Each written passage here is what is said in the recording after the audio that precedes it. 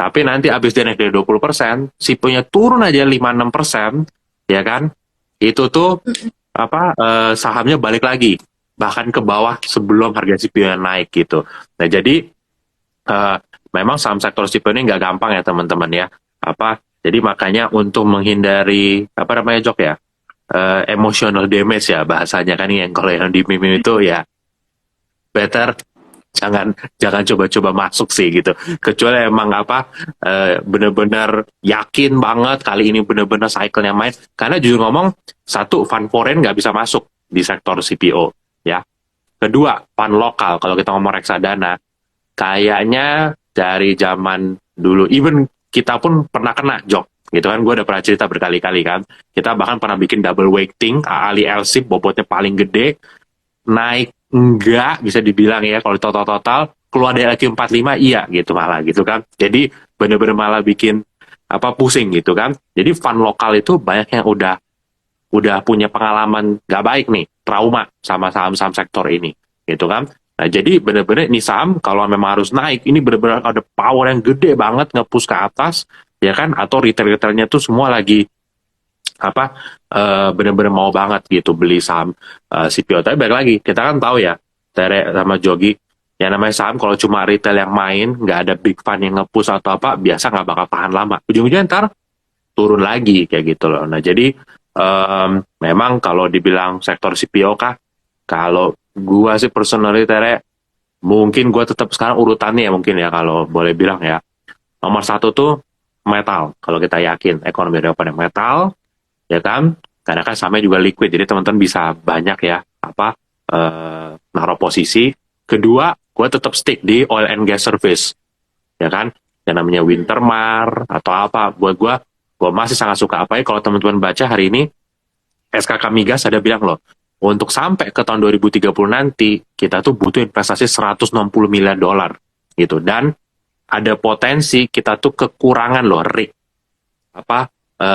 oil gitu. Jadi alat ngebor atau tuh bisa kurang gitu. Nah, jadi makanya kalau sampai kita ini memang dunia ini lagi mulai push di offshore-nya dan semuanya nggak ada nih alat-alatnya, kapalnya semua scarcity-nya semua tinggi, itu apa yang kejadian di SMDR sama Temas, ya gue nggak bilang pasti kejadian ya, tapi ada probability lumayan itu bisa kejadian di offshore industry gitu kan. Nah, jadi metal, oil and supportnya, baru ketiga mungkin energi gitu. Karena buat gua balik lagi itu ya, Tere, energi itu big chunk. Ibaratnya gini, kita kalau trading atau investasi itu tuh kita kalau kayak makan ayam, dagingnya udah lu makan, pahanya, dadanya, sayapnya udah lu makan semua, ya kalau sisa-sisa dikit-dikit kepalanya atau ya mungkin udah nggak dimakan lagi gitu. Jadi jangan kayaknya, oh gue mau cuan tuh sampai maksimal semuanya, cekernya apapun gue makan juga semua gitu kan,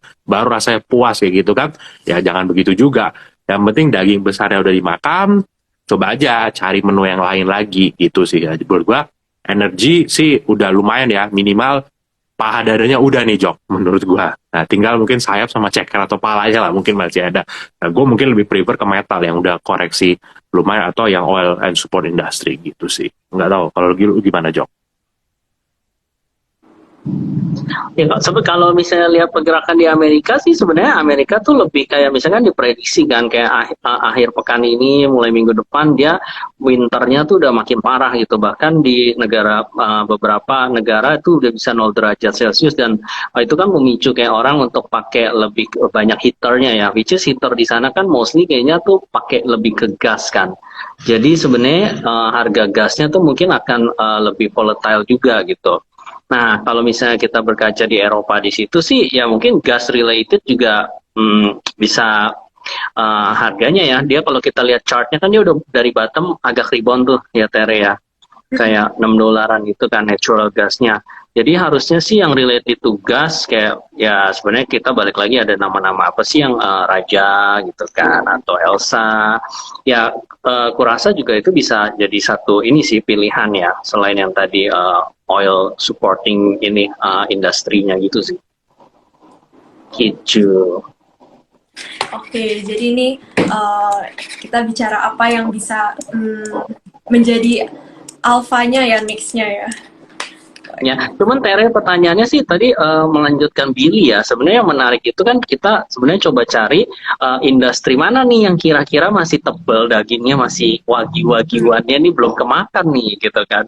Apakah kita bisa mencium gitu sebenarnya aroma the next duitnya tuh di mana gitu.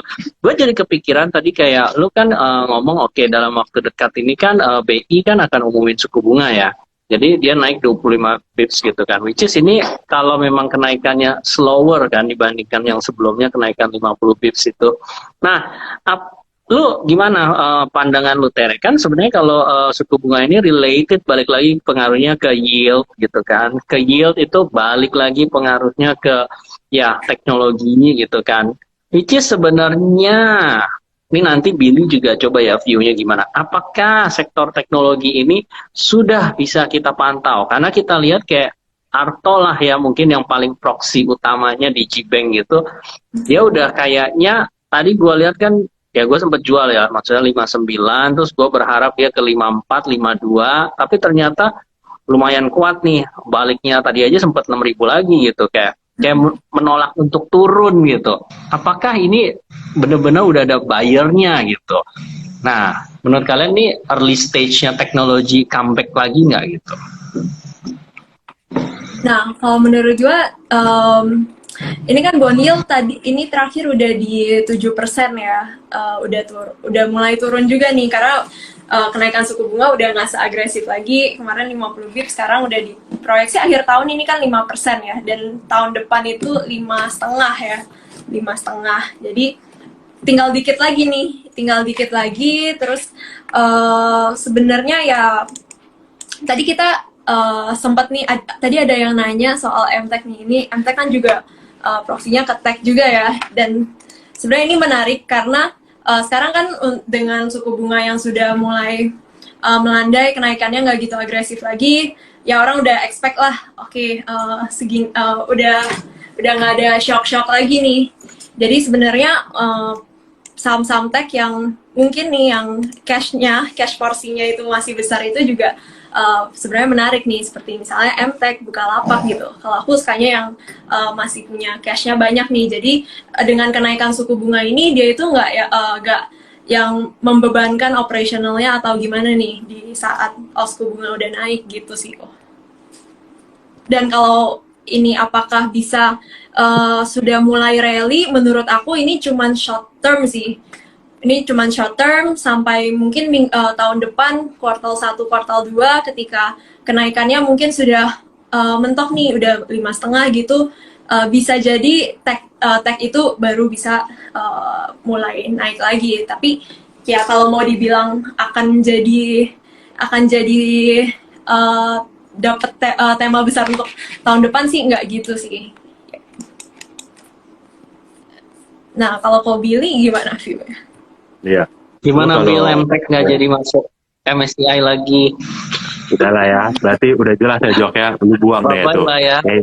Kayaknya alasan MSCI untuk bisa masuk ke MTech tuh 1, market cap begini, liquidity 3, sudah nggak ada Jogi Husani lagi di pemegang sahamnya, baru mungkin masuk gitu kan. Nah, jadi nanti gua jualan nih naik nih ya. Nanti lu jual, lu lihat ya, mungkin Februari udah masuk kali ya. Tapi intinya kalau ditanya ya, apakah ini artinya tech itu akan mulai lagi? Gua juga ngomong agak sedikit ragu. Begini Jok, bukan berarti tech-nya bakal turun lagi ya. Mungkin kalau kita lihat secara futures, Fed-nya udah mungkin akan slowing down, ya kan? Segala macam ini kayaknya udah kelihatan. Intinya menurut gua pressure dari dolar juga udah mulai turun. Intinya kita mulai balik ke loose condition lagi gitu ya. Tech mungkin yang paling jelek, masa-masa terburuknya udah lewat Jok. Mungkin ya, gue bilang high probability udah lewat nih. Tapi untuk ini jadi the new leader sektor, itu menurut gue sih enggak ya Jok ya. Karena kenapa? Kalau kita pelajari ya dari dulu market itu ada cycle gitu Jok. Cycle di mana value leading, habis itu growth leading. Nah, ketika cycle kayak value growth atau commodity deh versus stocks gitu ya orang bilang ya Jok, itu udah terbentuk satu cycle-nya, itu bisa bertahan bisa lama Jok. Bisa 5, 8 atau bahkan 10 tahun gitu loh. Nah, kita sudah enjoy tech itu tuh udah multi-year bull run Jok. Dari 2011 mungkin, 2011 sampai 2021. 10 tahun, Jok. Sudah cycle Nasdaq itu udah bener-bener outperform banyak hal lah, Jok. Itu kan sampai harga oil aja sekarang aja bahkan belum balik ke harga 2008 kan, pas $148 kemarin gitu kan. Nah, jadi menurut gua tech mungkin kalau gue boleh simpulin 80% mungkin chance bottomnya udah nih rata-rata ya, even di Nasdaq. Karena kenapa? Meskipun kemarin Nasdaq turun terus, tapi new low stock di Nasdaq itu tuh udah peak di Juni kemarin gitu loh. Jadi meskipun indeksnya turun, tapi most stocks tuh udah bottom, udah nggak mau turun lagi. Nah, jadi gue bisa conclude kayaknya 80% chance nih tech udah selesai nih masa jeleknya. Tapi balik lagi, apakah ini akan menjadi leader? Gue akan repeat lagi. Menurut gue enggak, Jok. Menurut gue sangat setuju sama yang selalu gue kutip itu Jeff Curry dari Goldman Sachs gitu ya, yang head of commodity-nya.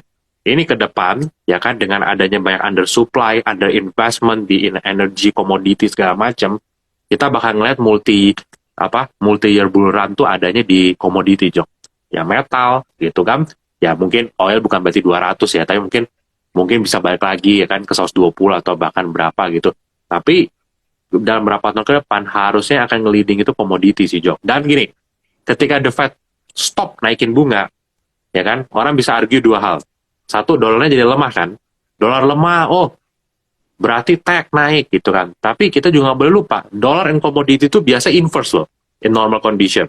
Jadi kalau dolarnya turun, Jok, ini bisa nge-fuel, ngasih bahan bakar malah untuk komoditinya tuh untuk naik lagi. Karena nanti kita repeat lagi tuh mungkin cycle inflasi lagi.